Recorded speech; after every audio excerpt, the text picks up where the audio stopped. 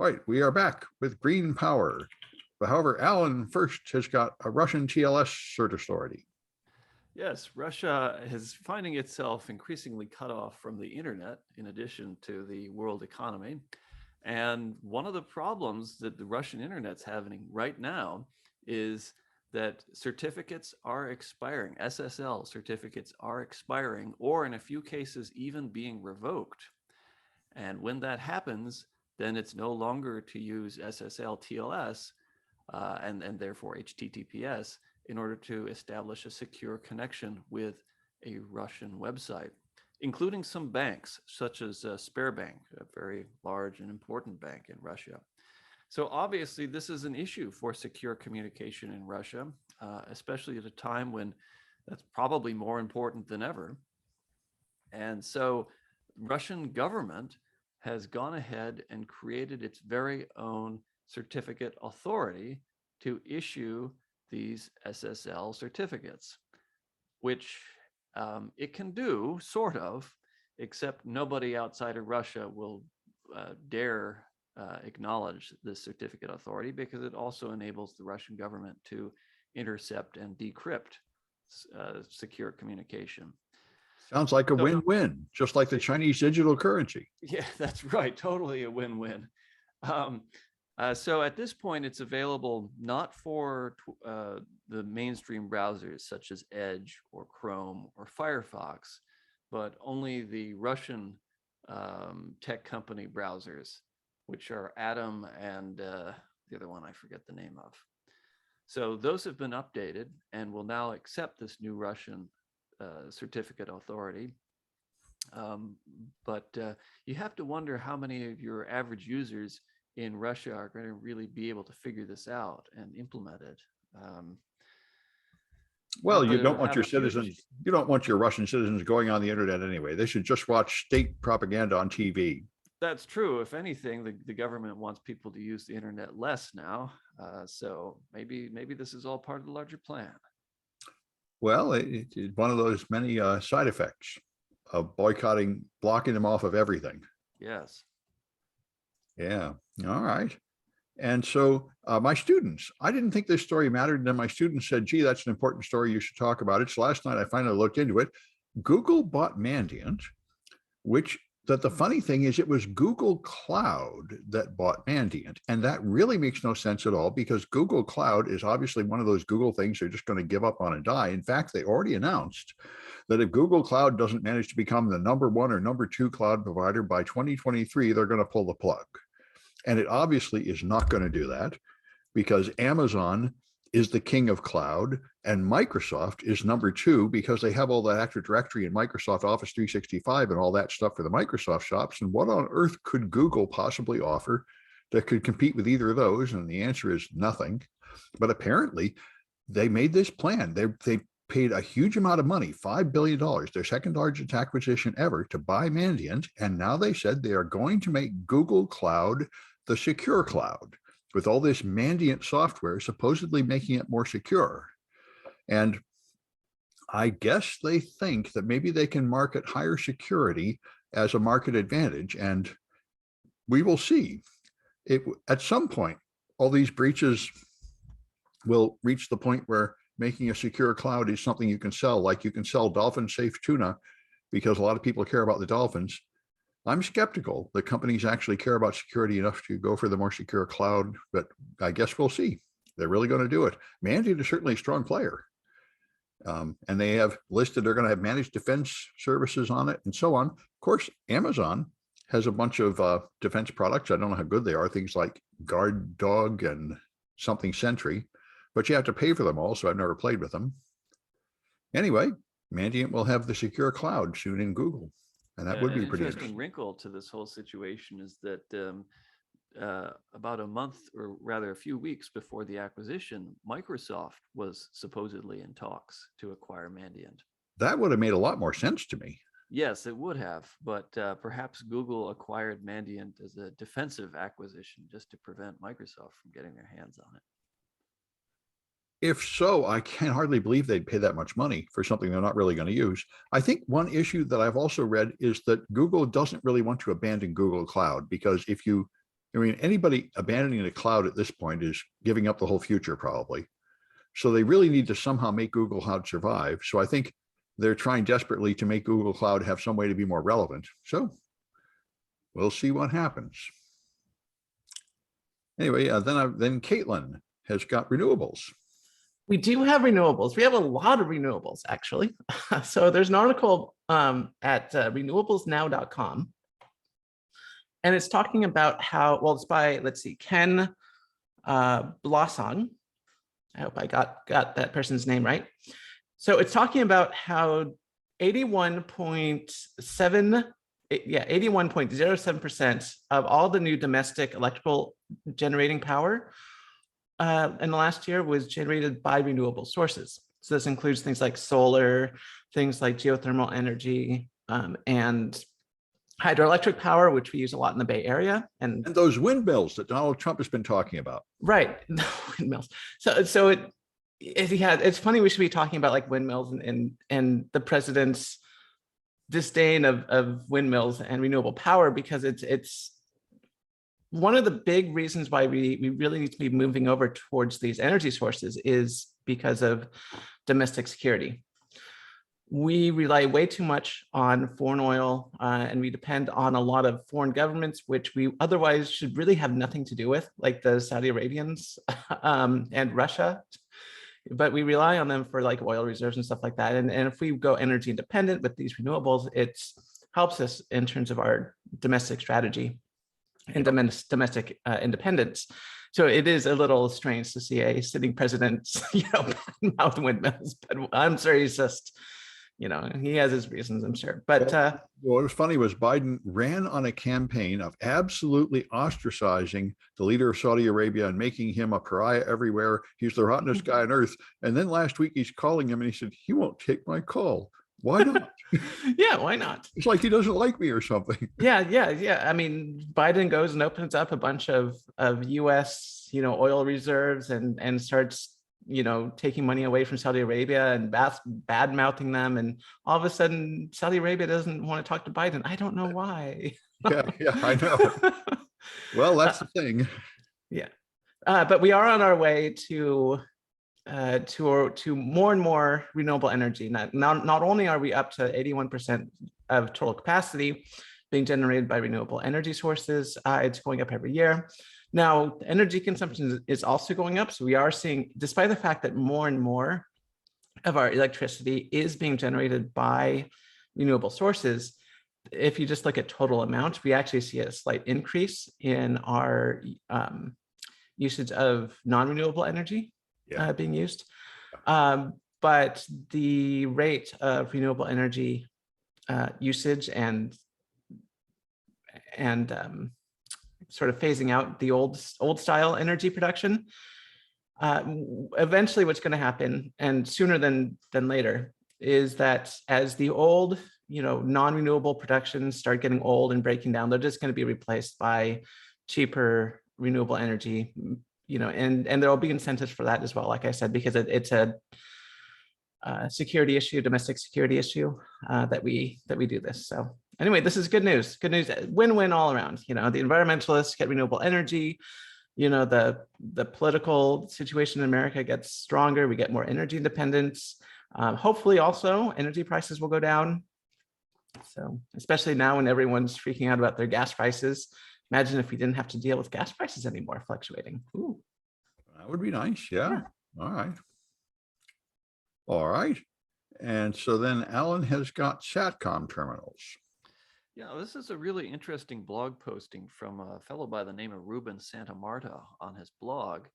And this is part of the cyber, I guess you could call it the cybersecurity domain that's being caught up in the Russian invasion of Ukraine. It's a story that really didn't get much attention at all. I didn't know anything about it until reading this blog post. Apparently, there is a network of communications satellites called KA-SAT that is owned by Viasat. And it's a fairly sizable network of satellites that have been in orbit for a little over a decade. And they cover European countries at a minimum. I'm not sure how extensive this network is. It's not the largest, but it does exist. And it is capable of some data network communications, internet traffic, in other words, broadband internet. And I think it covers really the Western Europe, Eastern Europe, a bit of North Africa, maybe a little bit of the Middle East, and that's pretty much it. Anyway, apparently there is a massive attack on this network, and a number of endpoints, modems, have been rendered inoperable by this attack. Apparently they don't function at all whatsoever. So Ruben Santamarta has gone through a very detailed analysis of what happened and what may have caused it, and the extent, the nature of the attack, and how it may have been executed. And what he finds is that in all likelihood, there's a problem with the terminals. There's also a problem with some of the more integral components of this network, and that there are probably some code vulnerabilities, and that the attackers were able to exploit these vulnerabilities and pretty much brick them.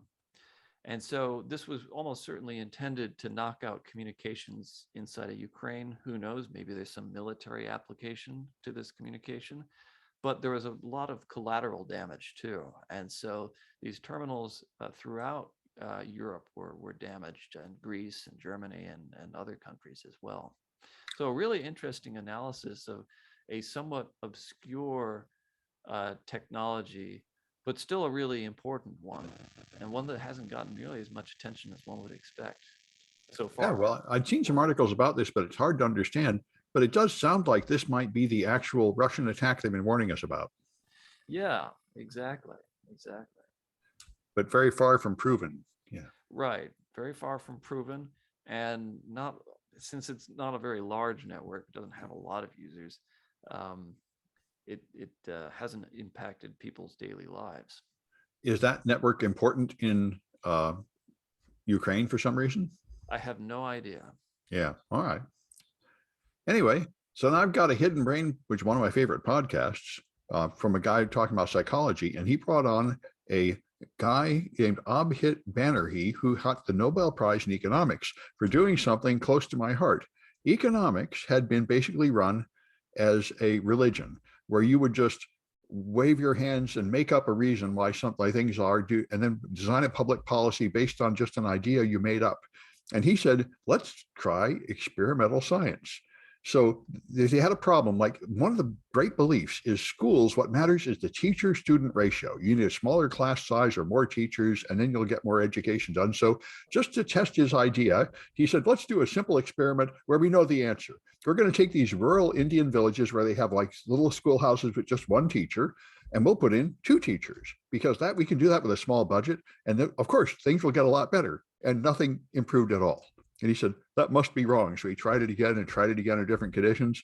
And eventually they concluded that the reason why they were getting terrible results, terrible test scores from these schools, is because they're teaching in a way where the teacher just charges ahead, the most common way. And like most of the students didn't understand lesson 1, they have no idea what you're talking about. They're just looking out the window, ignoring everything you say.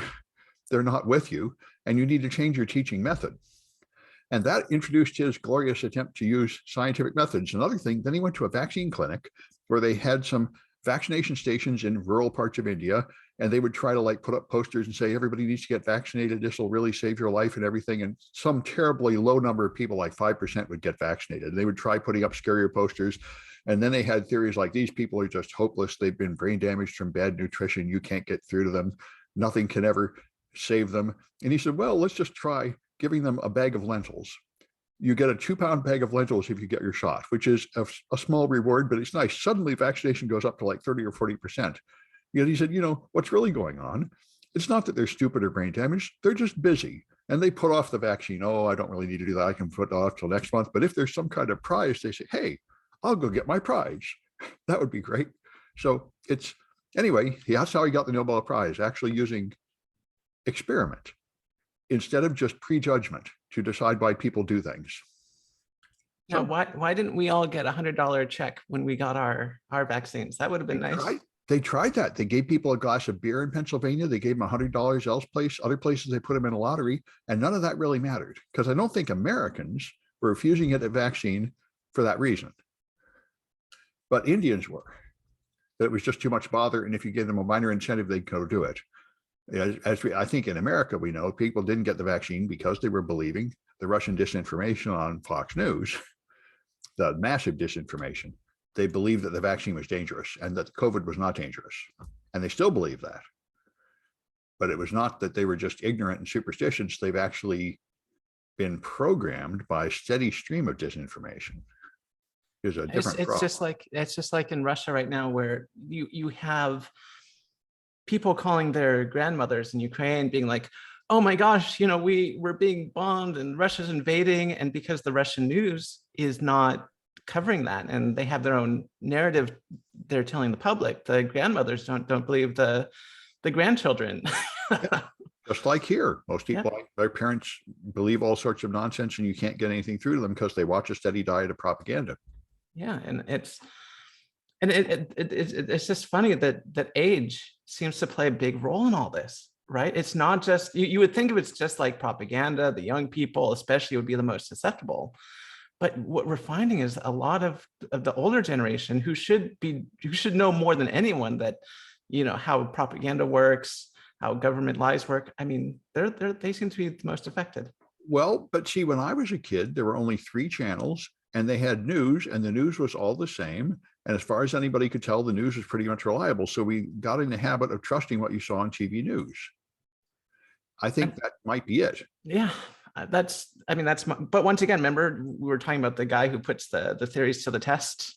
That's right. Once again, we don't have any proof of this. No, Someone needs to test this. No, I agree. That's why I think we could use this approach here. We should have experiments trying to deprogram these people and learning what would actually work. And the only thing I've seen in articles with only anecdotal evidence, not scientific evidence, is what works is to actually be friends with people.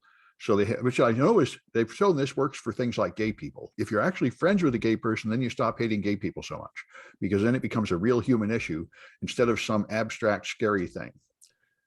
The same is true with like KKK members and stuff like that, where they, but it's so unfair to say hey, gay person, go make friends with a homophobe, or, hey, racial minority, go make friends with a KKK person. I mean, that's so not fair to the, well, but yes. It is technically, I have seen studies showing it is extremely effective in deprogramming these people, but it puts an unfair burden on the people being victimized. Yeah, well, it would be easier if we could find a chemical to put in the water or something, but we may not have that. All right. And so, Kaitlyn, you've got AirTags. I do have AirTags. So here's something I didn't even think about. There's an anonymous blog talking about, let's see, actually, I should say the blog is annoying.technology, which I love. Annoying technology. And it's looking at AirTags and its effect on nearby battery life of like iPads and iPhones and stuff. And it didn't occur to me that would be an issue, but it totally would be in retrospect. So the idea behind AirTags is that so many people have iPhones and Apple devices that you could use them to like track these little trackers, right? But of course, that means when an iOS device sees a tracker, it's going to sort of blink on and be like, hey, it's a tracker, and send data about it. And you can use that to like drain the battery life out of people's iPhones and iPads and stuff like that. And it's like, whoa, that's totally the thing, isn't it? No, they said this was the same thing with all those COVID apps. Yeah. You have to keep waking up all the other phones to like send the data back and forth that you were near this guy. And they said it would drain the battery. Yeah. But AirTags in particular can be used as a battery threat vector. That's right. Yeah. Yeah. It seems like there ought to be some kind of way to wake up to send a signal without draining much battery, but but the problem is you have old iPads that were not designed for this. Right. And the new one, I don't know. Anyway, it does. And space is so limited in iPads and iPhones that you really can't really put a whole bunch of custom chips to handle specific things like AirTags, when you're already that cramped for space. Yeah. That's cool. All right.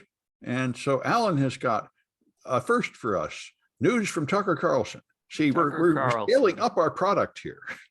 I know we're really straying from our core audience. No, I think we're moving to the big time. This is the #1 news source in America. This is true. Tucker Carlson is a very influential, very loud voice. And he's the thought leader for the Republican Party. And he's a thought leader. That's right. This man is important, even if not everyone in San Francisco pays attention to him. That's because they were all brainwashed by liberal propaganda and the liberal media. This is true. Tucker Carlson is a free thinker. He is a very free thinker, and he's not afraid to take a stand. Well, I think he gets paid a lot for thinking this way. But anyway, go ahead. He's also paid very handsomely. Yes, the man has a certain shtick. He knows what he's doing. I am presenting here a monologue from Tucker Carlson. This was aired. Do you want to share your a couple of days screen? ago. Pardon? You want to share your screen? No, that's all right. We All right. don't need to go that far. Okay. I'll make the Tucker Carlson face. Oh, Let good. the good people of the internet find this for themselves. That's pretty good. But here's just the headline for it. I'll just read the headline. Yeah. Tucker Carlson, : someone needs to explain why there are dangerous biological weapons in Ukraine. The Pentagon is lying about this. Why? And Tucker Carlson then launches into an extended diatribe about how Ukraine is in possession of biological weapons, that there is a bioweapon research facility in the Ukraine, and that the US is involved in helping Ukraine develop these biological weapons. And that It must be Dr. Fauci Yeah, right. You can't forget Dr. Fauci in all of this. and Hillary. Hillary And- is behind it. And Hillary. Yeah, I mean, don't go too hard on Tucker. Keep in mind, he is racist. I've heard people say he isn't. It's all just an act, but who knows? He certainly plays one on TV. Yeah, I mean, there's really no difference. If you go on TV and normalize racism, you're a racist. Yes, effectively, yes. I mean, the man could find any number of other edgy positions to take. So, Well, I don't know. I mean, he got fired from MSNBC and I think ABC too. He actually hunted pretty hard to find a good shtick. yeah, that's right. He's really pushed himself to the rightmost edge in order to find a good audience for himself. But he has found one. These talking points are very popular in the QAnon crowd. So he's definitely got their attention. And Russia. He could just get a job in Russia. They're playing him all the time. He could. And that's the oddest thing, is that this is not exactly a popular position in the US. There's overwhelming American support for sanctions against Russia, for banning all oil imports of Russian oil into the US. There's even a lot of support for a no-fly zone, which is not probably a very good idea. But Tucker Carlson's taking this really extreme position where he's actually quoting and playing clips of the Russian Defense Ministry spokesperson saying outlandish things and making all these falsehood lies, making all these ridiculous claims. Well, this week, right, they claimed that hospital that they bombed was full of soldiers. And they also claim that they're not actually invading Ukraine at all. It's all just lies. Yes, all that too. And although Tucker Carlson, I don't think, is going so far as to say that Russia has not got a military presence in Ukraine, he is definitely echoing some of the major propaganda points of the Russian government. So it does make you wonder just whose side he's on and what his agenda is in all of this. It does, but I mean, I think this is the modern right, the extreme, loud, crazy voice, like that blonde woman, Marjorie Taylor Greene. That's what brings in the money, is to be outrageous. Yeah, this is true. But Right. Even on something like this, there's overwhelming bipartisan support for funding Ukraine and for supporting Ukraine, except for the crazy element like Cawthorn and Marjorie Taylor Greene and Boebert. Well, I think that's a new development in the last 2 weeks. I think before that, this whole pro-Russian thing was Trump's way all the way along. And a lot of Republicans cheerfully went along with his pro-Russia position and pro-Putin position. Absolutely. Yeah. And one of the interesting threads of commentary that I've been seeing is that many of these far right reactionary ideologues, whether they're Tucker Carlson or they're some of the extremists in Congress, they admire Russia specifically because of Vladimir Putin. He's the kind of authoritarian figure that they aspire to be themselves or to have as the leader in America. I think he's a role model for Trump. Oh, absolutely. I mean, Trump referred to the invasion of Ukraine as, quote, genius. Yeah.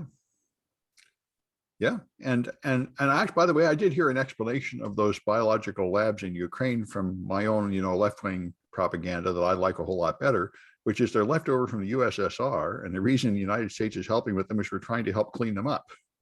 Yeah, this is very important. Yes. And much of the funding for that effort was pushed through the Senate by Dick Lugar, now retired senator of Indiana, and a Republican.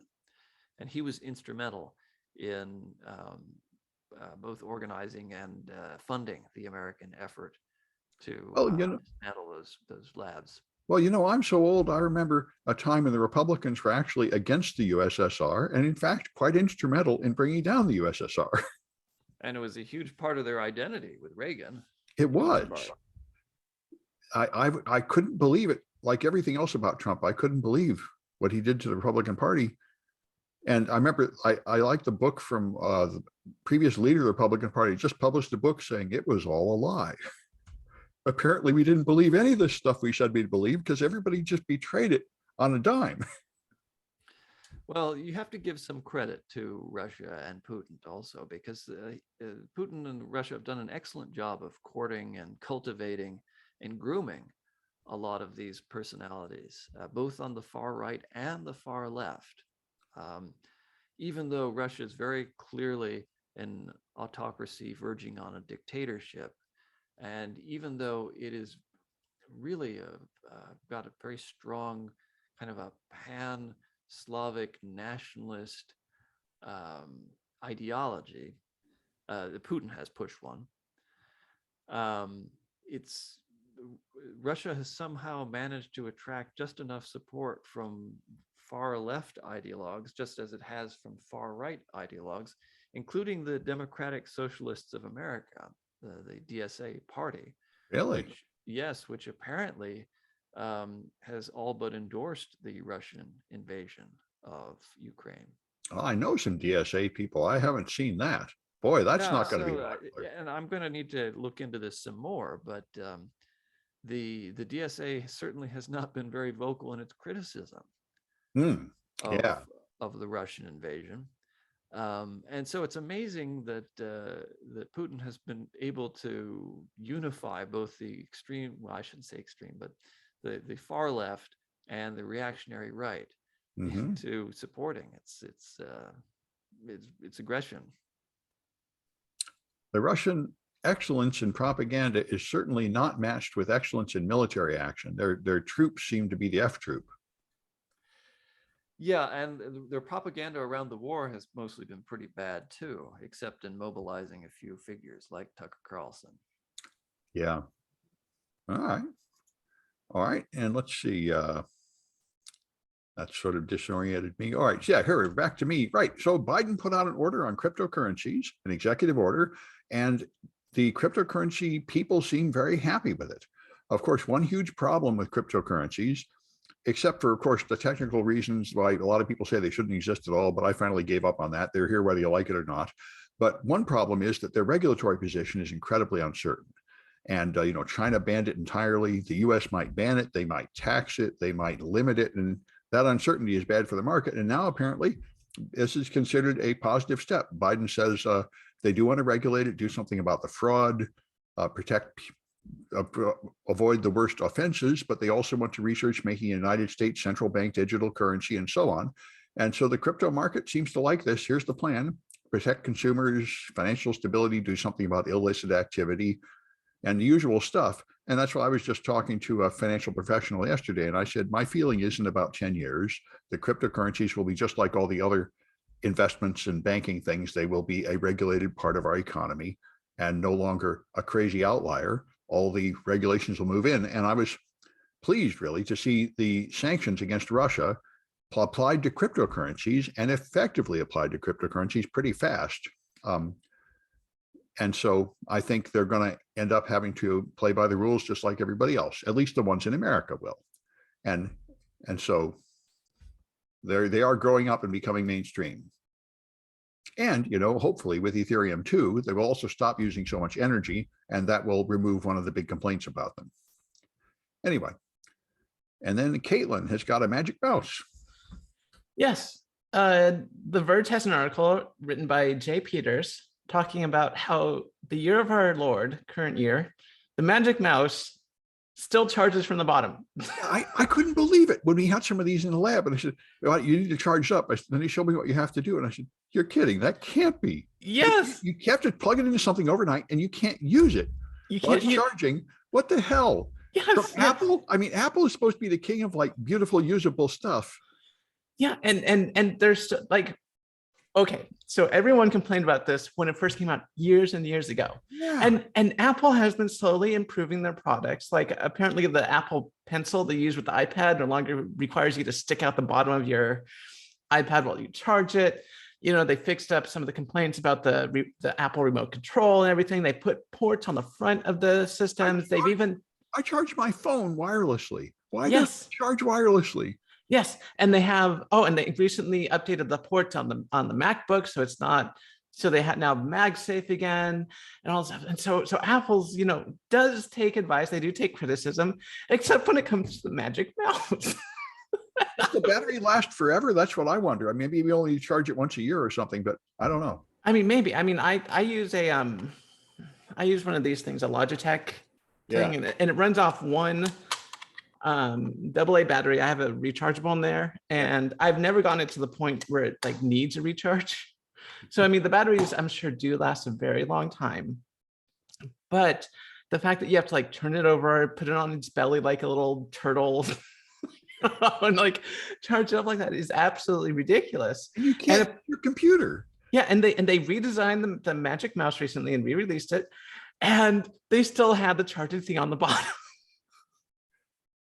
It makes you wonder, because I've read people blogging from inside Apple, and they say, every time I try to design anything, it goes to the product design team that has to make it beautiful and lovely. And they say they're really complaining, we can't put any like stress relief on our cables because they want it to look thin and beautiful. There's supposed to be a whole customer experience team at Apple carefully making sure that stupid things like this don't happen.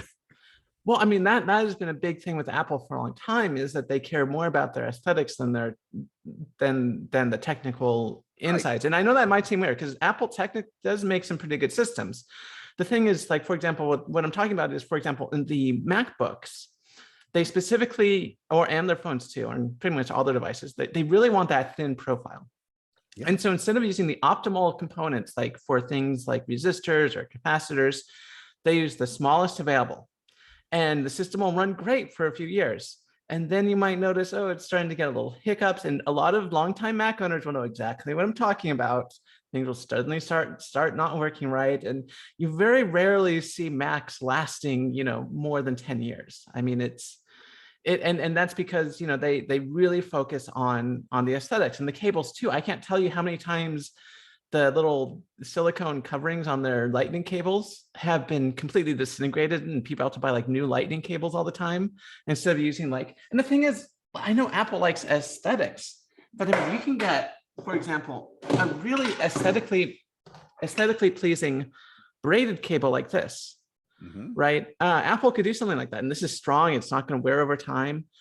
But for whatever reason, they just think that the clean look of their cables are better, and even if they break apart in 3 years, whatever, it looks better now when we're selling it. So I think that Steve Jobs' whole thing, he gave a commencement address and he attributed his whole success to this. He went to a college where they taught calligraphy, and every little sign, if you just have a sign saying stay out of the bathroom, it wouldn't be just scrawled with a Sharpie. It would be beautiful calligraphy everywhere. And he said he learned to make everything beautiful, and he carried that forward. And I think he's right, because I watched how he said, the thing about Microsoft stuff is it's all just a square box and the printout is ugly and it's bare functional. And he said all Apple stuff is like jewelry. And you think people want to carry this phone with them all the time. They want it to look good. They want it to feel nice. They want it to match the style of their outfits and everything. He's right. This stuff really is jewelry. It's going to be with you all the time. Yeah, I mean, you're right. It does have to look good, but you have to balance form and function. And sometimes Apple goes a little too far into the form. Yeah, but like I said, like braided cables look fantastic. Yeah, but you misunderstand. You want it to break after a couple of years, then you get a new one. Then Apple makes more money, and you have a bright, shiny new one with the new feature, which you can show all your friends. It's jewelry. It's a status symbol. He understands his customers. Right. Yeah. And then now we're getting into planned obsolescence, which plays into this a lot. Yes. And that's why Apple was richer than the whole US government. This is me being the luxury brand that you get, not because it's the cheapest, but because it's the prettiest, is a good place to be. Yeah, but Apple used to not always be the prettiest. I remember seeing some of those old Apple IIs. Yeah. And the old Mac Pluses. I like the Mac with the handle on the top. That's pretty cool. Yeah. I mean, they really, remember the Apple Newton? I heard about it. Everybody hated it. I never. Yeah. And then there's the Lisa, which he actually lost the whole company over. Yep. So he wasn't always a winner, but his general philosophy of making stuff beautiful so you actually want to carry it around with you and keep it in your pocket and look at it all day, every day, is not a bad plan. It's not a bad plan. It's a good idea, but you really do have to balance that with practicalities, that you are designing technology, that if you're designing a watch, you can't have it break after 10 years, especially if it's a Rolex. You need to, use the proper gears, and you can make something slightly bigger and still be very beautiful. Well, I suppose you could. That's another business model, but that's not the Apple business model. That's not the Apple business model, but Apple could have a better name for itself if it focused, like I said, if it had more of a balance between beauty and functionality. So maybe. I think it's hard in the world of business to argue with Apple. I think they're arguably the most successful company in the world, or something close to it. And one thing that's supposed to be coming out very soon, I keep hearing about it on Pivot, is the Apple Car to compete with the Tesla. And then we'll see how they built that. But boy, that is looking more and more like a good thing to do, because Teslas have so many problems. Holy cow. Yeah, and we're talking about technology and how form, really is important. Cars in particular really need to look really good. So it'll be interesting to see sort of how good Apple cars look. Now, that Tesla truck was kind of a odd choice. Yeah, I mean, for a while, Tesla was the hot new thing. Now I think the bloom is off the rose pretty much. And I think if Apple came out with a pretty car, there would just be a huge market for that. Right. But I mean, can Apple really make inroads with established automakers in the long run, or are they going to be another Tesla? So Tesla was able to break into the market because no one else is really doing electric cars. Well, I think Apple would do the same thing. They would make a luxury product for a niche market who's willing to pay more to have an Apple. And there is a large market like that. There is a large market, but it'll be interesting to see if it maintains steam, because it's looking like Teslas are going to maybe not, be as hot as they were when they were first put out. I don't know if Apple cars are going to have that longevity, or whether it's going to be another Apple Newton. We'll see. Yeah, we will. We'll see. There's a lot of established automakers that really know their stuff and really know their cars better than Apple. So. And one thing also I hear constantly on the Pivot podcast is that the Tesla valuation is greater than the entire rest of the car market, which makes no sense at all. Their stock price is insane, and that can't last forever. Anyway. No. All right. Well, I guess that's it for this one, and we'll be back on Tuesday.